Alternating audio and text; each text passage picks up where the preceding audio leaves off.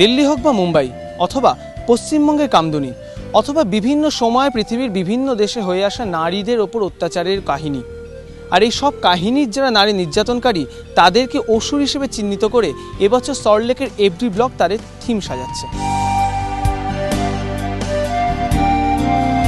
ভাবনা হচ্ছে আমরা একটু বাস্তবসম্মত ভাবনা নিয়েছি। এবার সারা ভারতবর্ষে যেভাবে মানে শ্লীলতাহানি, মেয়েদের ওপর যে অত্যাচার এগুলো চলছে, সেকালেও অসুরের খানিকটা ব্যভিচার এবং তার যে অত্যাচার তার বিরুদ্ধে মা দুর্গা যেভাবে রুখে দাঁড়িয়েছিল, আমরা মনে করি একালেও এইরকম ধরনের অসুরের মনোবৃত্তি, দেখতে অসুর না হলেও সেরকম অসুরের সে মনোবৃত্তির বেশ কিছু মানুষ আছে যাদেরকে একালের যারা সাফারার মহিলা তাদেরকেই আমরা মনে করি মাতৃত্ব এবং নারী শক্তি, সেই নারী শক্তি এবারের একালের অসুরকে ধ্বংস করবে। আমরা সবাই সর্বস্তরের মানুষ আমরা এই নারী শক্তির পাশে দাঁড়াবো।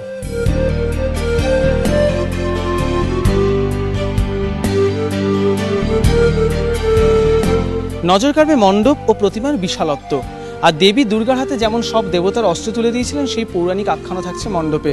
সব মিলিয়ে বিষয় ভাবনার যে সচেতনতা সেটা যেমন নজর কাড়বে, তেমনই নজর কাড়বে তার প্রয়োগও। অরিজিৎ ভট্টাচার্য, এবিপি আনন্দ, কলকাতা।